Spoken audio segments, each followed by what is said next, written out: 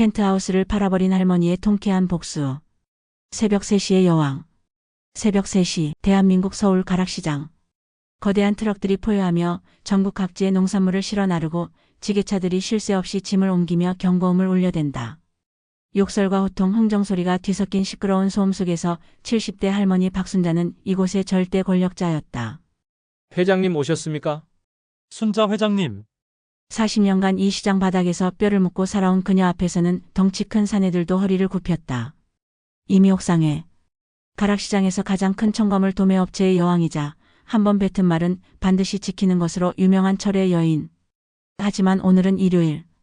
평생 쉬어본 적 없는 순자도 일요일만큼은 늦잠을 잤다. 모처럼 해가 중천에 뜰 때까지 이불 속에서 뒹굴거리는 호사를 누리고 있었다. 그때 휴대폰이 요란하게 울렸다. 화면에 떠오른 이름 내 아들. 순자는 한숨부터 내쉬면서도 미소를 지었다. 70평생 김대호 저놈은 자신에게 한숨과 웃음을 동시에 자아내는 유일한 약점이자 세상 전부였다. 일장 갈비찜과 어미의 마음. 왜 이놈아? 이 시간에? 순자의 목소리는 언제나처럼 거칠고 무뚝뚝했다. 시장 바닥에서 잔뼈가 굵은 사람 특유의 억센 말투였다. 에이 엄마, 지금 일어났으면서 목소리가 다 잠겼네. 전화기 너머로 아들의 능글맞은 웃음소리가 들려왔다. 시끄럽고 용것만 간단히 해라. 그게 말이야 엄마. 갑자기 엄마가 해준 LA 갈비찜이 너무 먹고 싶네. 미니도 저번에 먹어보고는 계속 그 얘기만 하고. 정말 세상에서 우리 어머니 갈비찜이 제일 맛있는 것 같아라고 말이야. 속이 뻔히 들여다보이는 아양이었지만 그 말에 순자의 심장이 툭하고 내려앉았다.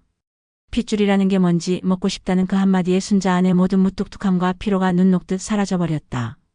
그래, 내 아들, 내 자식. 겨우 갈비찜이 뭐라고 10번이고 100번이고 못해줄까. 그래. 끊어라. 저녁 때쯤 도착할 게다. 어? 진짜? 진짜 올라오게. 와, 엄마 최고. 사랑해. 시끄럽다 했다. 운전 조심해서 갈 테니 기다리고나 있어. 전화를 끊자마자 순자는 이불을 걷어차고 벌떡 일어났다. 완벽한 갈비찜을 위한 여정. 찬물에 세수를 하고 가장 아껴두었던 외출복으로 갈아입었다. 순자의 인생 대부분은 흙 묻은 작업복과 함께였지만 아들을 보러 가는 길만큼은 언제나 시장의 순자 회장이 아닌 그저 김대호 엄마이고 싶었다. 곧장 단골 정육점으로 향했다. 문 닫은 가게 셔터를 두드리자 안에서 욕을 하며 나오던 주인은 순자를 보더니 허리를 굽신 숙였다. 아이고 회장님, 일요일 아침부터 어쩐 일이십니까? 김 사장, 나 갈비 때 제일 좋은 놈으로 10대만 줘. 마블링 끝내주는 걸로. 우리 아들 먹일 거니까 허튼 수작 부릴 생각 말고. 아 회장님, 제가 누굴 속여도 회장님을 속이겠습니까? 잠시만 기다리십시오. 꽁꽁 숨겨뒀던 특상품으로 바로 준비해 드리겠습니다. 김 사장이 내온 갈비대는 그야말로 예술이었다. 선홍빛 살코기 사이사이로 하얀 눈꽃처럼 피어난 지방. 순자는 만족스럽게 고개를 끄덕이고는 두둑하게 돈을 챙겨주었다. 집으로 돌아와서는 핏물을 빼고 온갖 과일과 채소를 갈아 넣어 양념장을 만들기 시작했다. 배, 사과, 양파, 마늘. 순자 손맛의 비결은 재료를 아끼지 않는 것이었다. 40년 넘게 새벽 시장의 과일과 채소를 만져온 노하우로 이제는 눈을 감고도 가장 달고 맛있는 것들을 골라낼 수 있었다. 4시간. 2시간 넘게 푹 끓인 갈비찜은 냄새부터가 달랐다. 뼈와 살이 부드럽게 분리되고 윤기가 잘잘 흐르는 갈비살은 입에 넣자마자 녹아내릴 것만 같았다.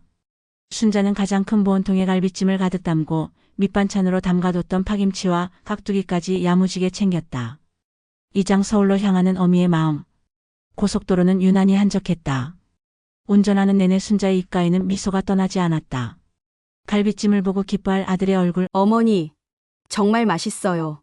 라며 엄지를 치켜세울 며느리 미니의 얼굴을 상상하니 몇 시간의 운전도 전혀 고되지 않았다. 해가 뉘엿뉘엿 저물어갈 무렵 마침내 아들이 사는 초고층 펜트하우스 주차장에 도착했다. 강남 최고급 펜트하우스 더 클래시.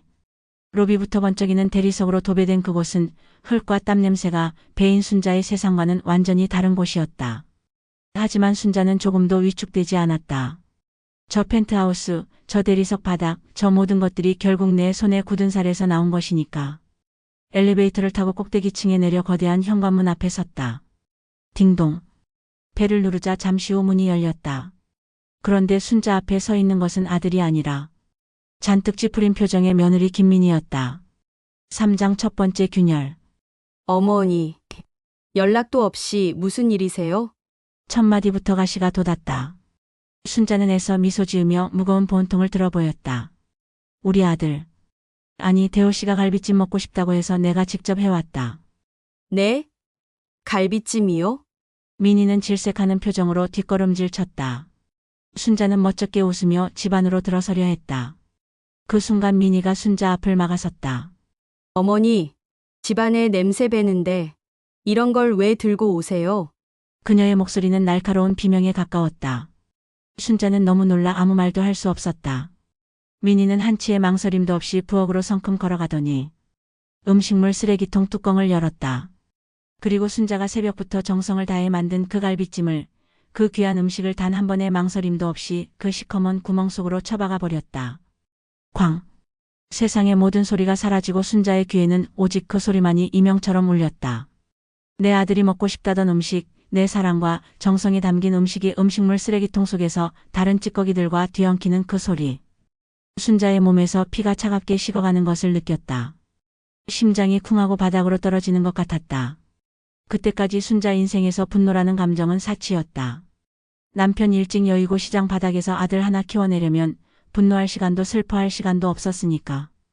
하지만 그 순간 순자 안에서 무언가 단단히 끊어지는 소리가 났다. 민희는 아무것도 모른 채 손에 묻은 양념을 탁탁 털며 순자에게 다가왔다.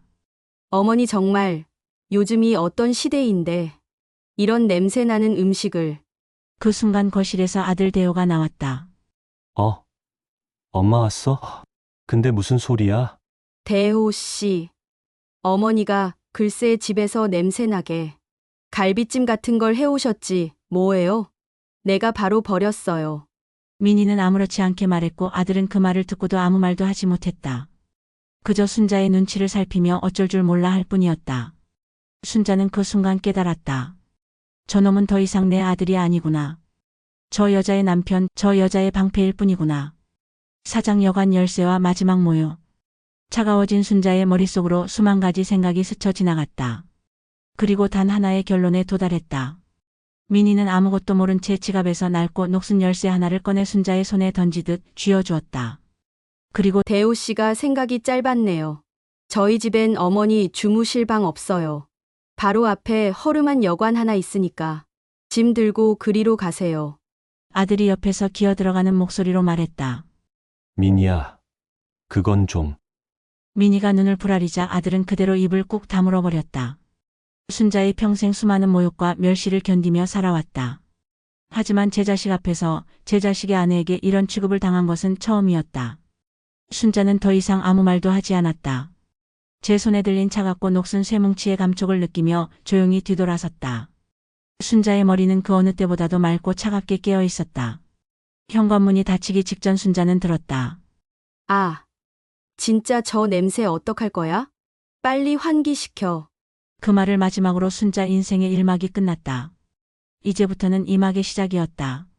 그리고 그 연극의 주인공은 더 이상 저들이 아니었다. 5장 백합장에서의 깨달음. 그 육중한 현관문이 순자의 등 뒤에서 닫히는 순간 순자는 비로소 숨을 제대로 쉴 수 있었다. 차갑고 메마른 공기가 폐부 깊숙이 들어와 뜨겁게 타오르던 무언가를 순식간에 얼려버리는 것 같았다. 눈물이 날 것이라 생각했는데 이상하게도 눈물은 한 방울도 나지 않았다. 슬픔이나 서러움 같은 감정은 이미 저 너머로 날아가 버린 지 오래였다. 남은 것은 오직 뼛속까지 스민 냉기와 모든 것을 부숴버리겠다는 선명한 결심뿐이었다. 민희가 던져준 열쇠에 적힌 이름 백합장. 이름 한번 거창했다. 펜트하우스 바로 앞 낡고 지저분한 5층짜리 건물 3층에 자리한 그곳은 여관이라기보다는 차라리 시간에 버려진 유물에 가까웠다. 입구에서부터 퀴퀴한 곰팡이 냄새와 소독약 냄새가 뒤섞여 코를 찔렀다. 카운터에는 이가 빠진 노인네가 졸고 있다가 순자를 위아래로 훑어보더니 아무 말 없이 손가락으로 열쇠와 같은 번호가 적힌 방을 가리켰다. 삐걱거리는 나무 계단을 밟고 올라가 열쇠로 문을 열었다. 끼익. 녹슨 경첩이 비명을 지르며 열린 방 안의 풍경은 그야말로 가관이었다. 군데군데 누런얼룩이 진 벽지, 담배 연기에 그을려 원래 색을 알 수 없는 천장, 삐걱거리는 침대 위에는 언제 빨았는지 모를 축축한 이불이 아무렇게나 뒹굴고 있었다. 창문은 있었지만 맞은편 건물이 꽉 막고 있어 햇빛 한 줌 들어오지 않았다. 이곳이었다. 내 아들 대호가 제 어미를 위해 준비했다는 편안한 잠자리가. 순자는 들고 온 짐 가방을 바닥에 내려놓지도 않은 채 그 방 한가운데 우뚝 서 있었다. 그리고는 웃음이 터져 나왔다. 하. 처음에는 작은 실수였지만 이내 참을 수 없는 웃음이 되어 방 전체를 울렸다. 그래, 이거였구나. 내가 평생을 바쳐 이룬 모든 것의 결과가 고작 이 벌레 소굴이었구나. 웃음이 멎자 순자 안의 모든 감정들이 칼날처럼 벼려지는 것이 느껴졌다. 6장 24시간 안에 펜트하우스를 날려버리다. 휴대폰을 꺼내 단축번호 1번을 길게 눌렀다. 신호음이 2번 울리기도 전에 다급한 목소리가 전화기를 뚫고 나왔다. 회장님, 무슨 일이십니까? 이 시간에 어쩐 일이세요? 순자의 평생 재산을 관리해주고 때로는 아들보다 더 순자를 챙겼던 부동산 업계의 마당발 김 사장이었다. 김 사장. 순자의 목소리는 자신도 놀랄 만큼 차갑고 낮게 가라앉아 있었다. 회장님, 목소리가 왜 그러세요? 어디 안 좋으십니까? 김 사장, 내 목소리 똑똑히 들어. 지금부터 내가 하는 말 토시 하나 틀리지 말고 머리에 새겨. 네, 회장님 말씀하십시오. 내 이름으로 된 지금 김대호 그놈이 살고 있는 펜트하우스 있지? 네, 물론입니다. 회장님, 그거 당장 팔아. 전화기 너머로 김 사장이 숨을 꿀꺽 삼키는 소리가 들렸다. 네. 회장님, 그게 무슨 갑자기 왜 그러십니까? 이유는 묻지 마. 그냥 팔아. 내일 당장. 회장님, 그게 수백억짜리 집입니다. 아무리 급매로 내놓는다 해도 내일 당장 팔리는 건 불가능합니다. 불가능? 순자의 목소리에 살기가 어렸다. 김 사장, 세상에 돈으로 안 되는 게 어디 있어? 사는 놈이 나타날 때까지 내가 부동산 수수료 3배로 쏴줄게. 아니 5배. 그래도 안 되면 10배라도 줄게. 회장님, 어떻게든 오늘 밤 안에 현금 들고 와서 계약서에 도장 찍을 사람 구해와. 무슨 수를 써서라도 반드시. 순자의 목소리에는 한치의 망설임도 없었다. 김 사장은 순자의 목소리에 담긴 살기를 느꼈는지 더 이상 아무것도 묻지 않았다. 알겠습니다. 회장님. 회장님께서 그 정도까지 말씀하신다면 제가 어떻게든 해보겠습니다. 제 모든 인맥을 동원해서라도 오늘 밤 안에 반드시 연락드리겠습니다. 그래, 기다릴게. 전화를 끊고 순자는 침대에 걸터 앉았다. 삐걱하고 침대가 비명을 질렀지만 더 이상 신경 쓰이지 않았다. 이제 작전은 시작되었다. 24시간 안에 순자는 저 오만하고 어리석은 것들에게 지옥이 무엇인지 똑똑히 보여줄 것이었다. 밤새 기다림. 시간이 얼마나 흘렀을까? 창밖은 이미 칠흑 같은 어둠에 잠겨 있었다. 순자는 밥도 물도 한 모금 마시지 않았지만 조금도 배고프지 않았다. 오히려 정신은 얼음처럼 차갑게 깨어 있었다. 그때 휴대폰이 다시 울렸다. 김 사장이었다. 회장님 찾았습니다. 그의 목소리는 흥분과 긴장으로 떨리고 있었다. 현금으로 전액 즉시 지급 가능하고 세금 문제도 전부 알아서 처리하겠다는 사람이 나타났습니다. 신흥졸부인데 돈 자랑하고 싶어서 안달이 난 사람입니다. 그동안 강남 최고층 펜트하우스를 찾고 있었다고 합니다. 잘했어. 아주 잘했어, 김 사장. 내일 오전 10시 펜트하우스에서 직접 집을 보고 계약서에 도장 찍겠다고 합니다. 그런데 회장님, 아드님이나 며느님께는 뭐라고 말씀드려야 하지 않겠습니까? 그것들은 아무것도 알 필요 없어. 내일 작전은 내가 알아서 할 테니 김 사장은 그 양반만 데리고 시간 맞춰와. 알겠습니다, 회장님. 그럼 내일 오전 10시에 펜트하우스 앞에서 뵙겠습니다. 7장 D-DAY 새로운 집주인의 등장. 다음날 아침 순자는 마치 아무 일도 없었다는 듯 말끔하게 몸단장을 했다. 아들 대호는 순자가 밤새 저 더러운 여관방에서 분노와 슬픔에 떨었을 것이라 생각하겠지만 천만의 말씀이었다. 순자는 그 어느 때보다도 평온했다. 순자는 예비키를 이용해 그들이 쇼핑을 하러 나간 사이 펜트하우스 문을 열었다. 집안은 어제와 조금도 달라지지 않았다. 여전히 화려하고 여전히 차가운 공기가 흘렀다. 순자는 집안을 천천히 둘러보았다. 구석구석 자신의 돈으로 채워진 가구와 장식품들. 저 소파는 얼마, 저 그림은 얼마. 머릿속으로 빠르게 계산이 끝났다. 그리고 그 모든 것들에 대해 순자는 이제 한 톨의 애착도 없었다. 오전 10시 정각. 벨이 울렸다. 문을 열자 김 사장과 함께 배가 불룩 나온 중년의 남자가 서 있었다. 그는 순자를 위아래로 훑어보더니 김 사장에게 물었다. 이분이 집주인이라고? 웬 할머니가? 그의 목소리에는 노골적인 의심과 무시가 담겨 있었다. 순자는 아무 말 없이 그를 집 안으로 안내했다. 남자는 집안의 규모와 화려함에 입을 떡 벌렸다. 이야, 집 좋네. 전망도 끝내주고. 마음에 드십니까? 순자가 나지막이 물었다. 남자는 그제야 순자를 다시 쳐다봤다. 뭐 나쁘지 않군. 그래서 얼마요? 순자는 김 사장이 미리 일러준 가격을 불렀다. 시세보다 훨씬 높은 가격이었지만 남자는 눈 하나 깜짝하지 않았다. 좋죠. 그 자리에서 바로 계약합시다.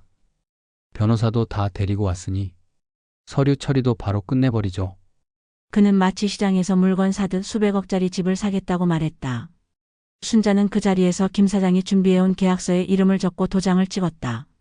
남자 역시 망설임 없이 도장을 찍었고 함께 온 변호사들이 일사천리로 서류 작업을 마무리했다. 그가 약속대로 현금이 든 돈 가방 여러 개를 테이블 위에 올려놓는 데에는 제 1시간도 걸리지 않았다. 모든 것이 끝났다. 법적으로 이 집은 이제 순자의 것이 아니었다. 팔짱 운명의 대면. 김 사장과 새 집주인 그리고 그의 변호사들이 거실 소파에 앉아 있었다. 순자는 그들에게 말했다. 이제 잠시만 기다려 주십시오. 이 집에 원래 살던 것들에게 마지막 인사는 시켜줘야 하지 않겠습니까? 순자는 그들과 함께 거실 소파에 조용히 앉았다. 그리고 현관문 쪽을 바라보며 이 모든 비극과 희극의 주인공들이 돌아오기만을 기다렸다. 순자의 심장은 놀랄 만큼 고요했다. 마치 폭풍전의 바다처럼. 오후 3시쯤 드디어 현관 도어락이 해제되는 소리가 들렸다. 순자의 심장이 아주 미세하게 반응했지만 얼굴에는 어떤 표정도 드러내지 않았다. 거실 소파에 앉아있는 순자와 김 사장 그리고 배 나온 새 집주인과 그의 변호사들. 우리 모두는 약속이라도 한 듯 현관문을 바라보았다. 문이 열리고 가장 먼저 보인 것은 명품 브랜드 로고가 박힌 커다란 쇼핑백들이었다. 그리고 그 뒤로 의기양양한 표정의 며느리 미니가 모습을 드러냈다. 그녀는 양손 가득 쇼핑백을 들고 있었고 그 표정은 온 세상을 다 가진 듯 행복해 보였다. 순자의 카드로 긁었을 것이 분명했다. 아들 대호는 짐꾼처럼 그 뒤를 따르고 있었다. 아, 피곤해. 대호야. 저것들 빨리 방에 갖다 놔. 미니는 거실 쪽은 쳐다보지도 않고 아들에게 명령했다. 그리고 소파에 털썩 주저앉으려다. 그제야 거실에 앉아있는 우리들을 발견했다. 그녀의 얼굴이 순간 멈칫했다. 놀라움, 당황스러움, 그리고 짜증이 뒤섞인 복잡한 표정이었다. 어머니. 어머니가 왜 여기에 계세요? 그녀의 목소리는 날카로웠다. 마치 자기 영역을 침범당한 고양이처럼 온몸에 털을 곤두세운 듯한 경계심이 가득했다. 그리고 이 사람들은 다 누구예요? 아니, 여기가 어디라고 외부 사람들을 함부로 집에 들이고. 대호야, 뭐해? 빨리 이 사람들 다 내보내지 않고. 미니는 아들을 향해 고래고래 소리를 질렀다. 아들은 쇼핑백을 바닥에 내려놓고는 어쩔 줄 몰라 하며 순자와 미니 사이에서 눈치만 보고 있었다. 그 꼴을 보니 남은 정마저 떨어져 나가는 기분이었다. 구장뺨을 때리고 진실을 고하다. 순자는 자리에서 천천히 일어났다. 그리고 미니를 향해 한 걸음 한 걸음 다가갔다. 미니는 잔뜩 인상을 쓴 채 물러서지 않고 순자를 쏘아보았다. 뭐 하시는 거예요? 당장 나가라니까요. 그 말이 끝나기가 무섭게 순자의 손바닥이 허공을 갈랐다. 짝! 맑고 경쾌한 소리가 펜트하우스의 넓은 거실을 가득 채웠다. 미니의 고개가 새치게 돌아갔고 순식간에 그녀의 뺨이 붉게 부어오르기 시작했다. 집안의 모든 사람들이 숨을 죽였다. 미니는 자기가 지금 무슨 일을 당했는지 이해하지 못하는 표정으로 부어오르는 뺨을 감싸진 채 순자를 멍하니 쳐다보았다. 뭐예요? 지금? 미쳤어요? 어떻게 며느리 뺨을 때려요? 며느리? 누가 내 며느리야? 순자의 목소리는 얼음장처럼 차가웠다. 어디서 감히 목소리를 높여? 여기가 어디라고? 뭐라고요? 여긴 우리 집이에요. 어머니가 사주셨을지는 몰라도 어쨌든 대호랑 내 집이라고요. 어머니는 이제 손님일 뿐이에요. 아니, 손님도 아니지. 어제부로 쫓겨난 주제에. 미니가 악을 쓰며 되받았다. 그 말을 듣는 순간 순자는 오히려 웃음이 나왔다. 아, 정말 어리석구나. 정말 아무것도 모르는구나. 순자는 민희를 지나쳐 새 집주인 배 나온 남자를 향해 손짓했다. 자, 이제 정식으로 인사시켜드리지. 이쪽은 오늘부터 이 집의 새로운 주인이 되시는 분이다. 민희와 아들의 눈이 휘둥그레졌다. 민희는 믿을 수 없다는 듯 순자와 새 집주인을 번갈아 쳐다보며 비웃었다. 하. 뭐라고요? 새 주인. 어머니, 지금 노망 나셨어요? 아니면 어제 그 더러운 여관에서 잠을 잘못 주무셨나? 여기가 어떤 집인데 누가 산다고? 입 닥쳐. 순자는 그녀의 말을 단호하게 끊었다. 여기가 어디냐고? 그래, 어제까지는 내 집이었지. 내 피와 땀으로 내 평생을 바쳐서 산 내 집. 순자는 천천히 민희에게 다가가 그녀의 눈을 똑바로 쳐다보며 말했다. 순자의 목소리는 조용했지만 그 안에는 칼날 같은 분노가 담겨 있었다. 그리고 오늘부터는 이분 집이다. 넌 이제 내 며느리도 아니고 저놈 아내도 아니고 이 집에서 당장 짐 싸서 꺼져야 할 불법 거주자일 뿐이야. 알겠니? 10장 계약서와 절망. 민희의 얼굴에서 웃음기가 싹 사라졌다. 그녀의 눈동자가 공포와 불신으로 새치게 흔들리기 시작했다. 거짓말. 거짓말이죠. 대호야, 엄마 좀 어떻게 해봐. 지금 저 할머니가 이상한 소리를 하잖아. 민희는 아들에게 매달려 울부짖었다. 아들은 사색이 된 채 순자를 향해 더듬거리며 말했다. 엄마, 이게 다 무슨 말이야? 장난이지? 응, 장난이라고 해줘. 제발. 장난? 내가 지금 장난하는 것처럼 보이니? 순자는 제 인생에서 가장 차가운 표정으로 아들을 바라보았다. 순자의 눈빛에 담긴 경멸과 환멸을 아들은 똑똑히 보았을 것이다.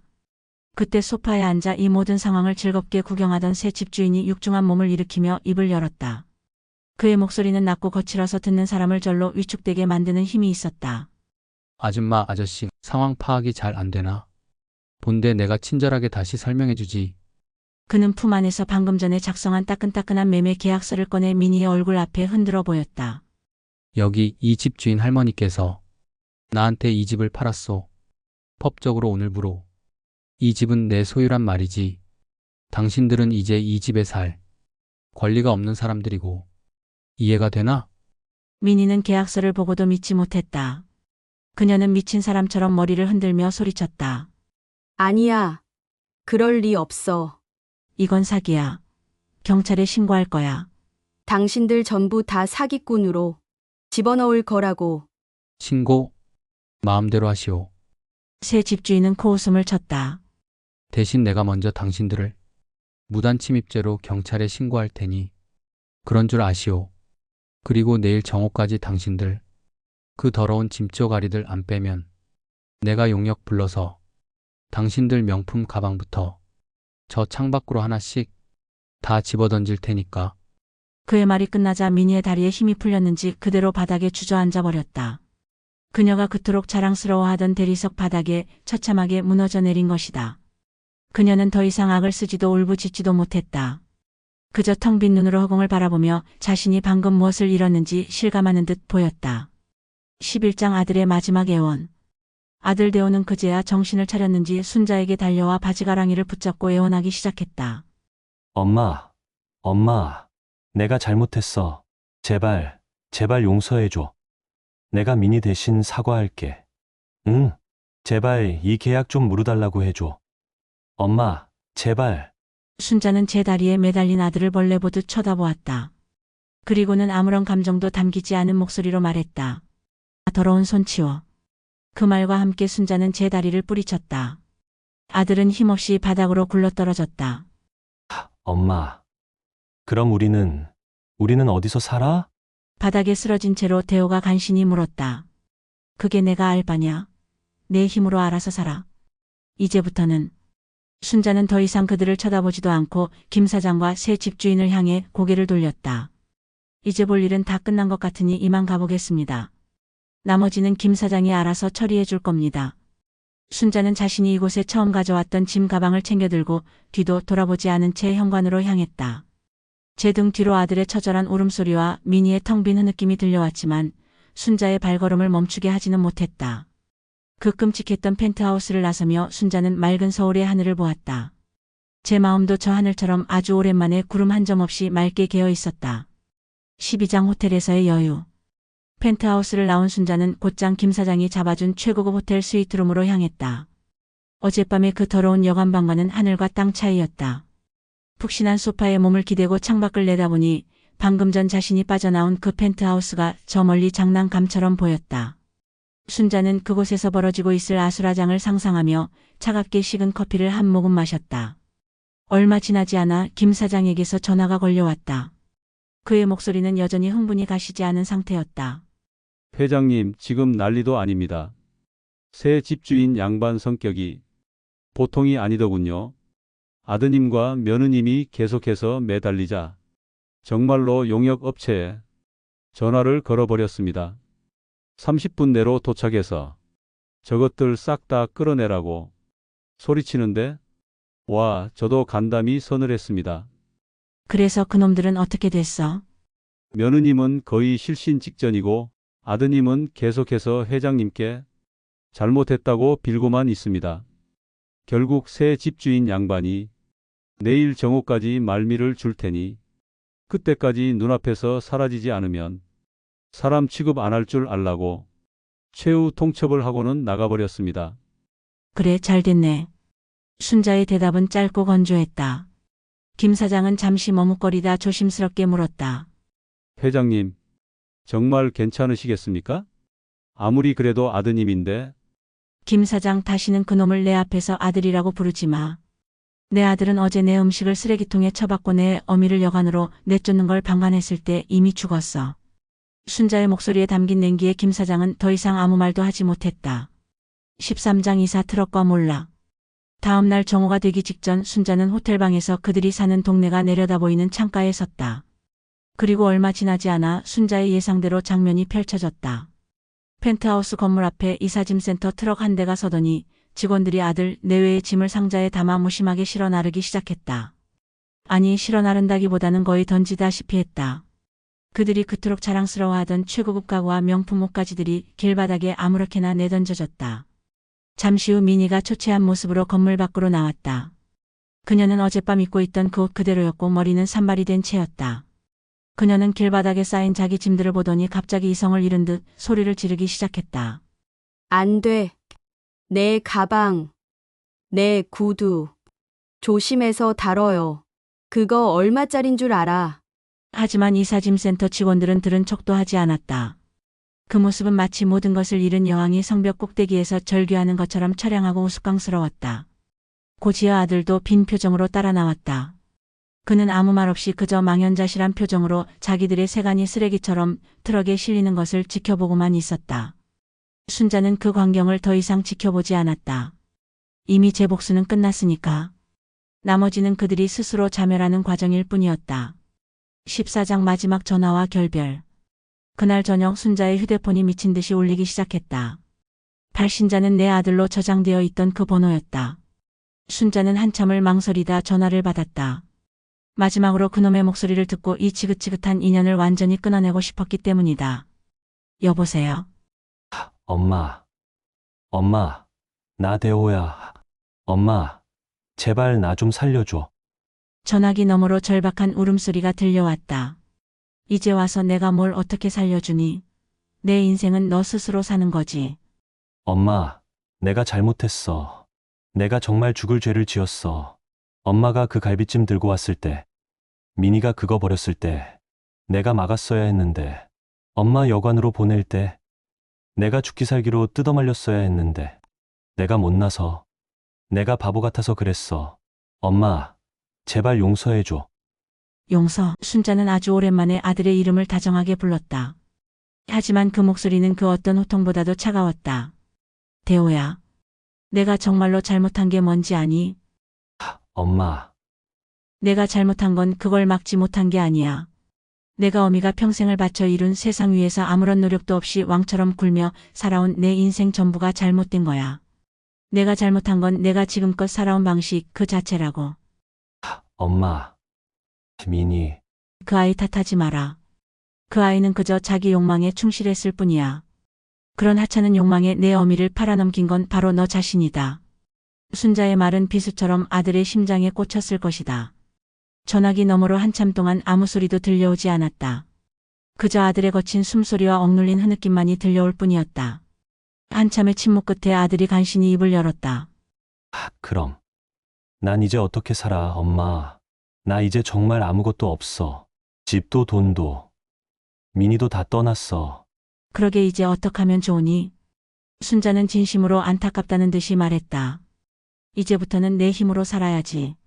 내 두 발로 땅을 딛고 내 두 손으로 땀 흘려가면서. 내가 평생을 그렇게 살았던 것처럼 말이다.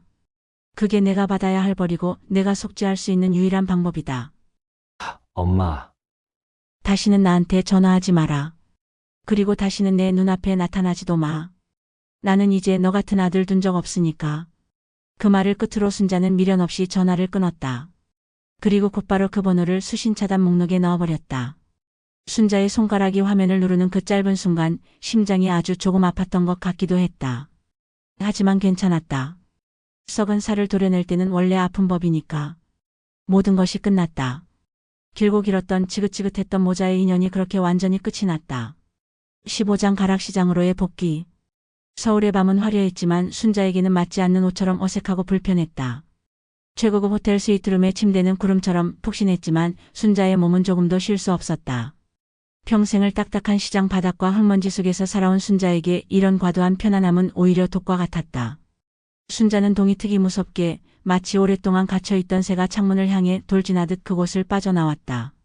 제 차는 서울의 심장을 가로질러 순자가 있어야 할 곳, 제 왕국으로 향했다. 새벽 3시의 가락시장. 언제나처럼 거대한 생명체처럼 꿈틀거리고 있었다. 전국 각지에서 올라온 싱싱한 채소와 과일을 실은 거대한 트럭들이 포효하듯 엔진 소리를 내며 드나들고 지게차들이 쉴 새 없이 짐을 나르며 경고음을 울려댔다. 욕설과 호통, 흥정이 뒤섞인 시끄러운 소음, 흙냄새와 싱그러운 과일향, 비린한 생선 냄새가 뒤섞인 독특한 공기. 그래, 바로 이곳이었다. 내 평생의 전장이자 내 삶의 터전. 순자는 차에서 내려 폐부 깊숙이 그 공기를 들이마셨다. 그제야 비로소 제 심장이 제대로 뛰기 시작하는 것 같았다. 회장님 오셨습니까? 어이, 순자 회장님. 어제는 어쩐 일로 안 보였어? 뭔 일 있었어? 순자가 이미 옥상이라는 큼지막한 간판 아래 모습을 드러내자 주변 상인들이 약속이라도 한 듯 순자에게 몰려와 인사를 건넸다. 이곳에서 순자는 더 이상 누구의 엄마도 초라한 노인네도 아니었다. 이 시장 바닥에서 흑백 논리를 쥐고 흔드는 모두가 인정하는 여왕이었다. 별일 없었어. 서울에 볼 일이 좀 있어서. 순자는 아무 일 없었다는 듯 툭툭하게 대답하며 가게 안으로 들어섰다. 직원들이 일사불란하게 움직이며 밤새 들어온 물건들을 정리하고 있었다. 순자는 작업복으로 갈아입고 장화를 신고 면장갑을 꼈다. 반짝이는 구두나 명품 가방보다 제 손에 익은 이 거친 장갑 한 켤레가 순자에게는 더 큰 권위의 상징이었다. 16장 시장의 의리. 오늘 들어온 배추 작황이 어떠냐? 네, 회장님. 강원도 쪽 물건인데 속도 꽉 차고 아주 달습니다. 좋아. 경매 준비해. 순자는 곧장 경매장으로 향했다. 수십 명의 중도매인들이 순자를 기다리고 있었다. 순자가 경매 단상 위에 서자 시끄럽던 장내가 순간 조용해졌다. 순자의 손짓 하나, 순자의 목소리 하나에 수천만 원, 수억 원이 오가는 곳. 이곳에서는 그 누구도 순자를 얕보지 못했다. 순자의 눈은 매처럼 날카롭게 움직이며 최고의 물건을 최고의 가격에 넘겼다. 한치의 실수도 한순간의 망설임도 없었다. 어젯밤에 그 끔찍했던 일들은 마치 다른 세상의 이야기처럼 느껴졌다. 그래, 이게 나야. 이게 바로 박순자다. 한바탕 경매 전쟁을 치르고 가게로 돌아왔을 때였다. 가게 한쪽에서 시끄러운 소리가 들려왔다. 젊은 상인 하나가 거의 울상이 된 채 험상궂게 생긴 남자에게 붙들려 있었다. 사장님, 제발 한 번만 봐주세요. 제가 다음 주까지는 꼭 갚겠습니다. 이 자식이 진짜. 약속한 날짜가 언젠데. 아직까지 배째라는 거야? 너 오늘까지 돈 못 갚으면 내 가게 물건 내가 헐값에 다 넘겨버릴 줄 알아. 험상궂은 남자는 젊은 상인의 멱살을 잡고 흔들고 있었다. 주변 상인들은 안타까운 눈으로 쳐다볼 뿐 누구 하나 선뜻 나서지 못했다. 순자는 그 모습을 보고 미간을 찌푸리며 다가갔다. 어이 광식아. 순자의 목소리에 험상궂은 남자가 순자를 돌아보았다. 그는 이 시장에서 악질 사채업자로 유명한 놈이었다. 순자를 보자 그의 얼굴이 순간 굳었다. 회장님, 여기 어쩐 일이십니까? 내가 내 놈한테 물을 소리다. 여긴 내 구역이야. 어디서 함부로 행패야? 아, 그게. 이 젊은 놈이 돈을 빌려가서는 갚지를 않아서 저도 먹고 살아야 하지 않겠습니까? 순자는 광식의 말을 무시하고 울고 있는 젊은 상인에게 물었다. 너 저놈한테 돈 얼마나 빌렸냐? 회장님, 죄송합니다. 어머니 병원비 때문에 500만 원을 빌렸는데 이자가 붙어서 1000만 원이 넘었습니다. 기가 막힌 일이었다. 순자는 다시 광식을 돌아보았다. 순자의 눈에는 불꽃이 튀고 있었다. 야, 광식아. 너 이 시장 바닥에서 장사 하루 이틀 하냐? 내가 제일 싫어하는 게 뭔지 몰라? 순자는 한 걸음 다가가며 말을 이었다. 힘없는 놈들 등쳐먹는 거. 의리 없는 짓거리 하는 거. 내가 그거 제일 경멸하는 것 뻔히 알면서 이따위 짓을 해. 회장님, 그건 오해십니다. 저도 합법적으로. 닥쳐. 순자는 그의 말을 끊고 제 작업복 주머니에서 두툼한 현금 봉투를 꺼내 그의 얼굴에 던졌다. 여기 1000만 원 있다. 원금에 내가 그토록 좋아하는 이자까지 넉넉하게 쳐준 거니까 이거 받아먹고 당장 내 구역에서 꺼져. 그리고 다시는 이 시장 바닥에 발 붙일 생각 마. 만약 한 번만 더 내 눈에 띄면 그땐 내 다리 몽둥이를 부러뜨려서 저 쓰레기장에 처박아 버릴 줄 알아. 광식은 순자의 살기 등등한 기세에 눌려 아무 말도 못하고 바닥에 떨어진 돈 봉투를 허겁지겁 주워들고는 꽁지를 빼며 사라졌다. 그 모습을 보고 있던 주변 상인들이 환호성을 질렀다. 역시 회장님. 우와, 진짜 멋지십니다. 순자는 젊은 상인에게 다가가 등을 두드려 주었다.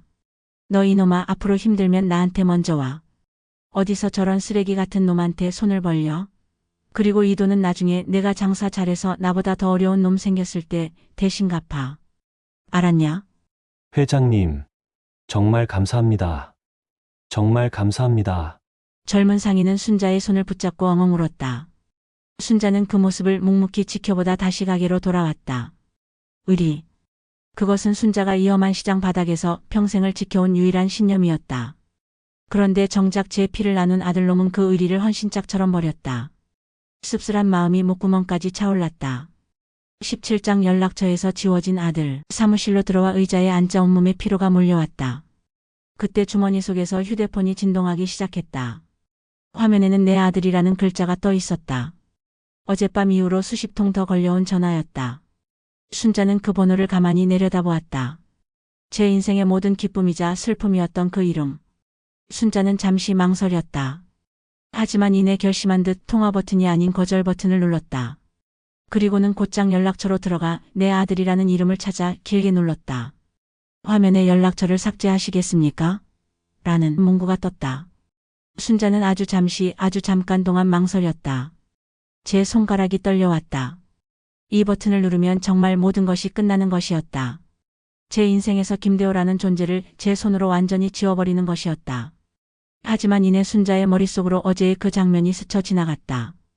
음식물 쓰레기통에 처박히던 갈비찜, 제 손에 던져지던 낡은 여관 열쇠, 그리고 무엇보다 미니의 고함에 입을 꾹 다물던 아들의 비겁한 얼굴. 순자는 더 이상 망설이지 않았다. 제 엄지손가락은 단호하게 삭제 버튼을 눌렀다. 화면에서 내 아들이라는 이름이 사라지는 그 순간 순자의 심장 한 구석도 함께 도려내지는 듯한 아픔이 느껴졌다. 하지만 후회는 없었다. 썩은 가지는 더 늦기 전에 잘라내야 하는 법이니까. 휴대폰 전원을 완전히 꺼버린 순자는 창밖에 분주한 시장 풍경을 내려다보았다. 해가 떠오르고 있었다. 순자의 인생에도 아주 길고 어두웠던 밤이 지나고 새로운 아침이 오고 있었다. 비록 그 아침에 제 아들은 없었지만 순자는 괜찮았다. 순자는 이제 더 이상 누구의 엄마가 아닌 오롯이 박순자로 다시 살아갈 것이었으니까. 18장 1년 후 시장 바닥의 짐꾼. 1년 후. 그날 이후 김대호라는 이름은 순자의 인생에서 완벽하게 지워졌다. 하지만 그놈의 인생은 이제부터가 진짜 시작이었다. 지옥의 시작.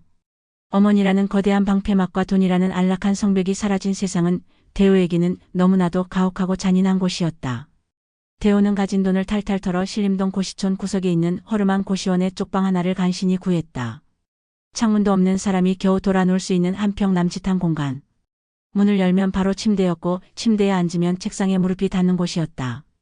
방 안에서는 늘 퀴퀴한 곰팡이 냄새와 옆방 남자가 피우는 담배 냄새, 복도 끝 공동 화장실에서 올라오는 지린내가 뒤섞여 떠다녔다. 대호는 난생 처음으로 그런 곳에서 잠을 잤다. 얇은 벽 너머로 들려오는 옆방의 기침 소리, 복도를 오가는 사람들의 발소리, 어딘가에서 들려오는 부부싸움 소리에 밤새 한숨도 잘 수 없었다. 하지만 그보다 더 끔찍한 것은 배고픔이었다. 평생 먹고 싶은 것을 못 먹어본 적이 없었던 대호에게 굶주림이라는 것은 상상 속의 단어일 뿐이었다. 주머니에 남은 돈은 고작 몇만 원. 그걸로 며칠을 버텨야 했다. 대호는 고시원 근처 편의점으로 향했다. 수많은 음식들 앞에서 한참을 서성이던 그는 결국 가장 싼 컵라면 하나를 골라 들었다. 고시원 휴게실에서 뜨거운 물을 부어 3분을 기다리는 동안 대호는 처량한 자기 신세에 눈물이 핑 돌았다. 얼마 전까지만 해도 최고급 레스토랑에서 스테이크를 썰던 자신이 지금은 이 작은 컵라면 하나로 끼니를 때워야 한다는 사실을 믿을 수가 없었다. 뚜껑을 열자 익숙하고 자극적인 라면 냄새가 코를 찔렀다. 그는 허겁지겁 면발을 입안으로 밀어 넣었다. 뜨거운 국물이 목구멍을 타고 넘어가는 순간 결국 참았던 눈물이 터져 나왔다.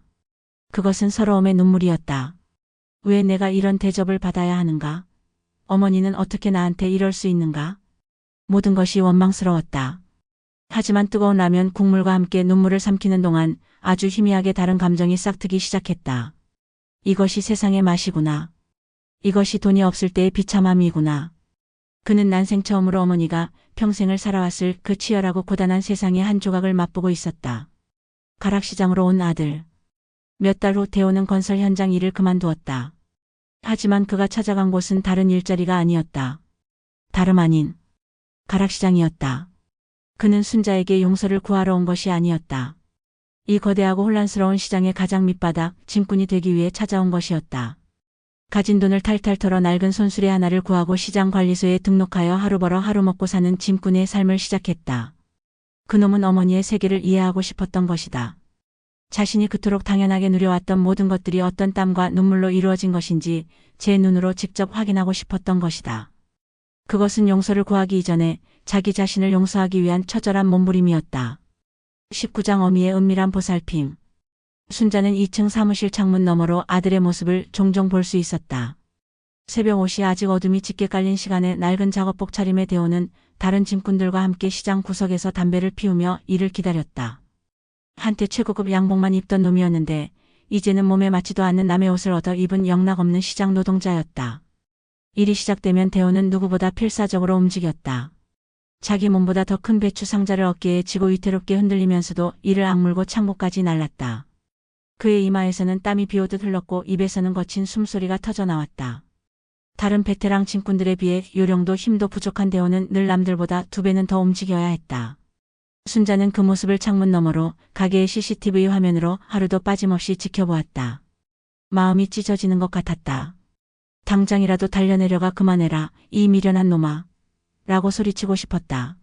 하지만 순자는 이를 악물고 참았다. 저것이 저놈이 스스로 선택한 속죄의 방식이었다. 순자가 끼어들 자리는 없었다. 대호는 결코 순자의 가게 근처로는 오지 않았다. 그는 의식적으로 임의옥상의 간판이 보이는 구역을 피해 다녔다. 하지만 그의 마음은 언제나 순자를 향해 있다는 것을 순자는 느낄 수 있었다. 어느 날 새벽 순자의 직원이 과일 상자를 잘못 쌓아 올려 여러 상자가 위태롭게 흔들리고 있었다. 순자가 막 소리치려던 순간 어디선가 그림자처럼 나타난 남자가 그 상자를 온몸으로 받아냈다. 대호였다. 그는 아무 말 없이 쏟아질 뻔한 과일들을 다시 상자에 담아 쌓아두고는 모자를 푹 눌러 쓴 채 인파 속으로 사라져버렸다. 순자의 직원은 누구인지도 모른 채 아이고, 고맙습니다. 라고 허공에 외쳤지만 순자는 똑똑히 보았다.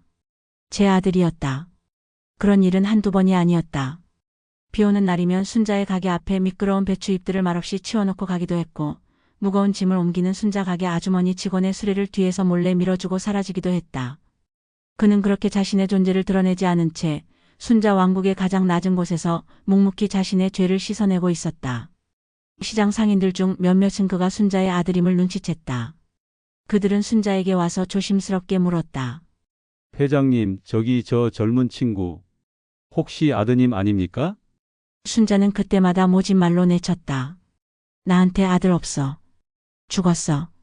하지만 순자의 말을 믿는 사람은 아무도 없었다.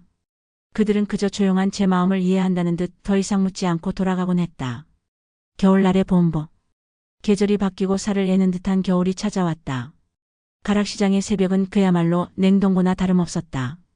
대호의 옷차림은 여전히 얇고 허술했다. 그는 꽁꽁 언 손을 입김으로 불어가며 새벽 칼바람 속에서 쉴 새 없이 짐을 날랐다. 그 모습을 지켜보는 순자의 마음은 타들어가는 것 같았다. 결국 순자는 참지 못하고 제 오른팔인 박 부장을 불렀다. 박 부장, 저기 저 짐꾼들 쉬는 곳에 가장 좋은 방한복이랑 방한 장갑 좀 한 20벌 갖다 놔. 이미 옥상회에서 고생하는 시장분들께 드린다고 써붙이고. 회장님, 쓸데없는 소리 말고 시키는 대로 해. 그리고 저놈이 그 옷 제대로 입고 다니는지 나한테 매일 보고하고. 박 부장은 순자의 마음을 안다는 듯 아무 말 없이 고개를 숙이고 나갔다. 며칠 후 대호는 다른 짐꾼들과 함께 새 방한복을 받아 입었다. 그는 그 옷이 어디서 온 것인지 짐작도 못하겠지만 순자는 그 모습을 보며 아주 조금 마음을 놓을 수 있었다. 그렇게 아들의 보이지 않는 반성문은 땀과 눈물로 매일매일 쓰여지고 있었다. 순자는 그 반성문을 세상에서 가장 아픈 마음으로 읽고 있는 유일한 독자였다. 20장 사고와 화해. 시간이 흘러 겨울의 끝자락 유난히 차가운 비가 내리던 새벽이었다. 그날따라 시장은 더 바쁘고 혼잡했다. 순자는 사무실에서 그날 들어올 물량들을 체크하고 있었다. 그런데 갑자기 밖에서 웅성거리는 소리와 함께 누군가의 비명소리가 들려왔다. 사람이 다쳤어. 빨리 119 불러. 순자는 불길한 예감에 심장이 덜컥 내려앉았다. 창밖을 내다보니 순자의 가게에서 멀지 않은 곳에 사람들이 잔뜩 몰려 있었다. 순자는 저도 모르게 자리에서 벌떡 일어나 밖으로 뛰쳐나갔다. 무슨 일이야? 뭐가 어떻게 된 거야? 순자가 소리치자 사람들이 길을 비켜주었다. 그리고 그곳에 피를 흘리며 쓰러져 있는 한 남자가 있었다. 무거운 청가물 카트가 그의 다리 위를 덮치고 있었고 그의 얼굴은 고통으로 하얗게 질려 있었다. 대호였다. 제 아들이었다. 그 순간 세상의 모든 소음이 먹통이 되고 시간은 영원처럼 느리게 흘러갔다. 순자의 입에서 어떤 소리도 나오지 않았다. 그저 쓰러져 있는 아들의 모습을 망부석처럼 서서 바라볼 뿐이었다. 그때 순자를 알아본 한 상인이 울먹이며 소리쳤다. 회장님, 아드님이 이미 옥상에 아드님이 다쳤어요. 그 한마디에 순자 안에서 억지로 눌러두었던 모든 것이 폭발했다. 대호야. 순자의 입에서 평생 한 번도 내본 적 없는 것 같은 찢어지는 비명이 터져 나왔다.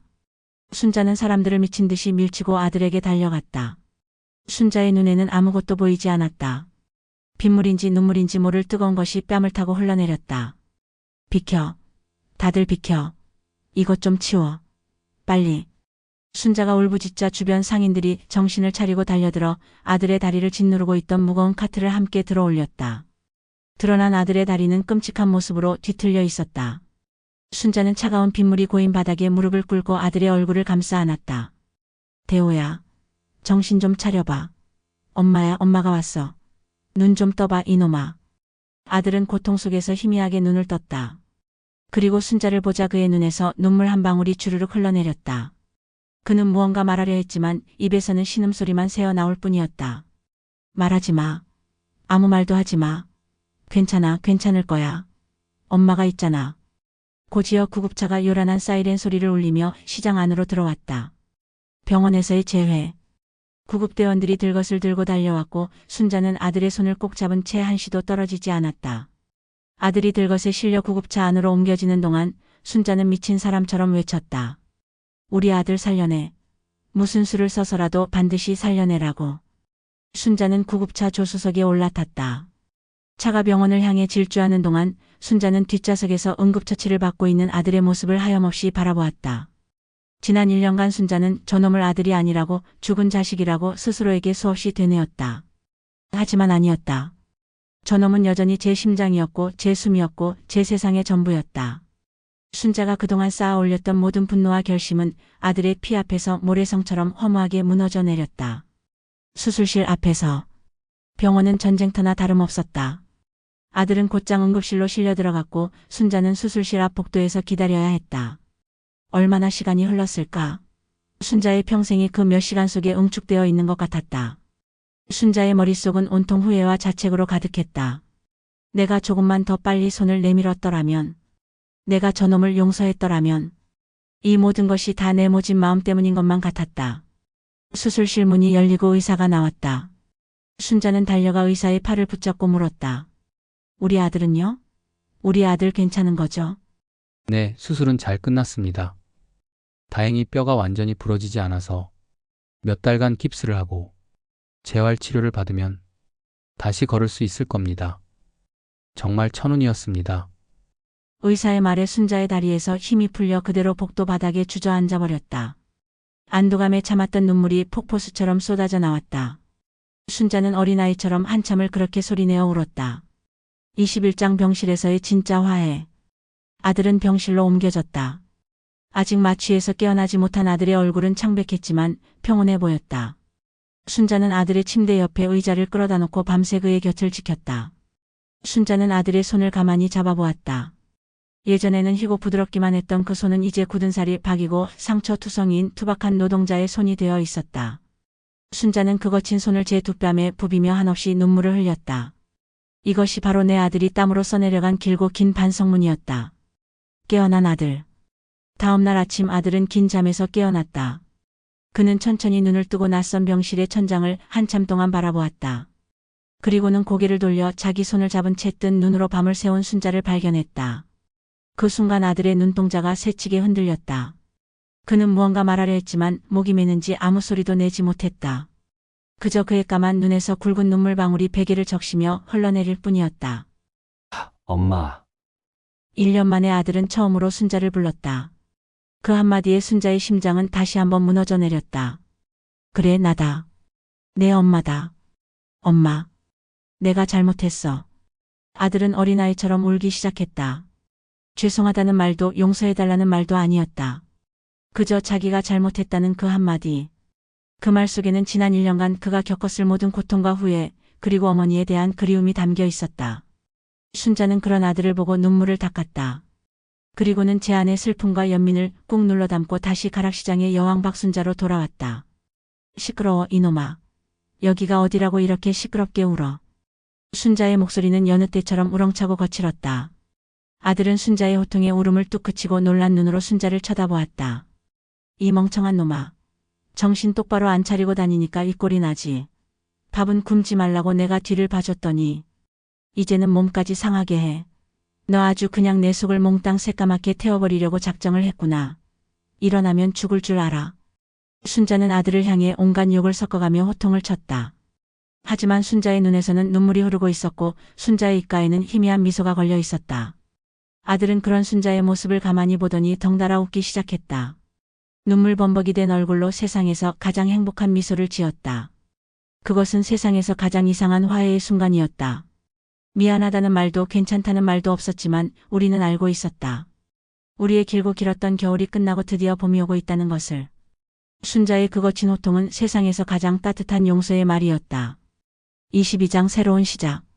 아들이 병원에 입원해 있는 동안 순자는 매일같이 병원을 오가며 아들을 간호했다. 시장의 수많은 일들은 박 부장에게 맡겨두고 순자는 제 평생 처음으로 온전히 엄마의 역할에만 집중했다. 순자는 매일 아침 시장에서 가장 좋은 재료들로 직접 죽을 끓이고 뼈에 좋다는 사고를 고아 아들에게 먹였다. 아들은 순자가 해주는 음식을 마치 세상에서 가장 맛있는 음식인 양 눈물을 글썽이며 받아 먹었다. 우리는 많은 대화를 나누지 않았다. 지난 1년의 시간에 대해 서로의 마음에 대해 굳이 묻지 않았다. 그저 함께 밥을 먹고 창밖을 보고 가끔은 텔레비전을 보며 웃기도 했다. 하지만 그 침묵 속에서 우리는 그 어떤 말보다도 더 깊은 교감을 나누고 있었다. 부서지고 망가졌던 우리의 관계가 아주 천천히 그리고 단단하게 다시 붙어가고 있었다. 퇴원과 새 시작. 한 달 후 아들은 퇴원 허락을 받았다. 퇴원하는 날 아침 순자는 아들이 입고 왔던 낡고 더러운 작업복 대신 깨끗하게 세탁된 새 작업복 한 벌을 준비해 갔다.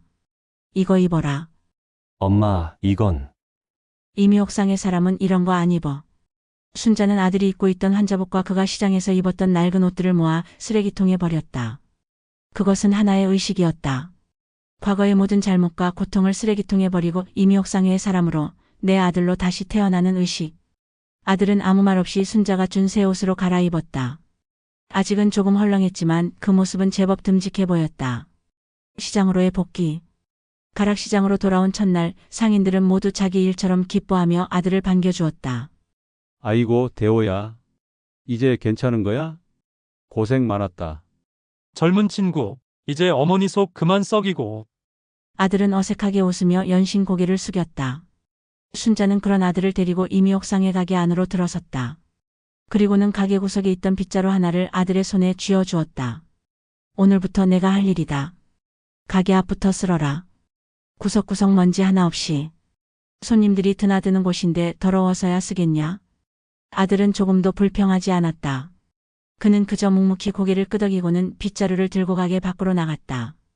그는 다리를 조금 절뚝거리면서도 정말로 먼지 한 톨 남기지 않겠다는 듯이 성실하게 가게 앞을 쓸기 시작했다. 순자는 2층 사무실 창문 너머로 그 모습을 가만히 지켜보았다. 한때는 수백억짜리 펜트하우스의 주인이었던 내 아들이 이제는 낡은 빗자루 하나를 들고 자신의 인생을 쓸고 있었다. 순자는 그 모습이 조금도 안쓰럽지 않았다. 오히려 자랑스러웠다. 저놈은 이제야 비로소 진짜 자기 인생의 주인이 되어가고 있다. 23장 첫 월급과 손주 사진. 아들의 시장 생활은 그렇게 가장 낮은 곳에서부터 다시 시작되었다. 청소, 집 나르기, 재고 정리. 순자는 아들이라고 해서 조금도 봐주지 않았다. 오히려 다른 직원들보다 더 엄하고 혹독하게 일을 시켰다. 아들은 단 한 번도 힘들다는 내색을 하지 않았다. 그저 묵묵히 땀 흘리며 자기에게 주어진 일을 해낼 뿐이었다. 그런 아들의 모습을 보며 다른 직원들과 시장 상인들의 시선도 조금씩 바뀌어 갔다. 처음에는 회장님 철없는 아들이라며 수군거리던 사람들도 이제는 저 친구 정신 차렸네, 일 하나는 야무지게 한다며 칭찬하기 시작했다.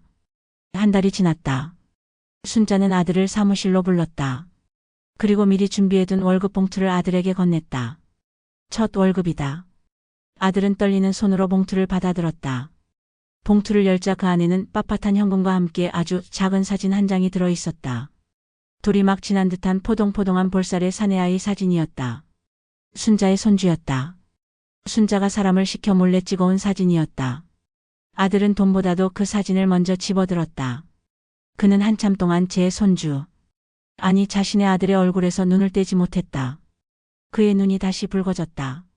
순자는 아무 말 없이 아들을 지켜보았다. 아들은 사진을 소중하게 가슴에 품고는 순자를 향해 허리를 깊이 숙였다. 감사합니다, 어머니. 열심히 살겠습니다. 정말로 열심히 살아서 저 아이에게 그리고 어머니에게 부끄럽지 않은 아들이 아버지가 되겠습니다. 그 순간 순자는 알 수 있었다. 우리의 길고 길었던 전쟁이 그리고 상처투성이었던 과거가 정말로 끝났다는 것을. 순자는 자리에서 일어나 아들의 어깨를 두드려 주었다. 그래. 허리 펴고 일어나. 내 아들이면. 아들은 눈물을 닦고 그 어느 때보다도 듬직하고 단단한 얼굴로 순자를 보며 고개를 끄덕였다. 에필로그 새로운 가족의 시작. 창밖으로는 가락시장의 새로운 하루가 다시 시작되고 있었다. 시끄럽고 정신없지만 그 누구보다도 뜨거운 심장을 가진 사람들이 살아가는 곳. 그곳에서 순자와 제 아들의 진짜 인생 2막이 이제 막 시작되고 있었다. 몇 년 후 순자는 민희가 운영하는 작은 식당을 찾아갔다. 그녀는 이제 예전의 오만함은 온데간데 없이 성실하게 자기 일에 매진하며 아들 유성이를 키우고 있었다. 어머니, 민희는 순자를 보자 여전히 조심스러워했지만 그 눈빛에는 예전의 적대감 대신 감사함이 담겨 있었다. 유성이 어디 있냐? 안에서 자고 있어요. 잠든 손주를 본 순자는 미소를 지었다. 아이는 건강하게 잘 자라고 있었다. 그리고 그의 겨울 임의옥상회에서는 유성이의 세 번째 생일잔치가 열렸다. 시장 상인들이 모두 모여 아이의 건강과 행복을 빌어주었다.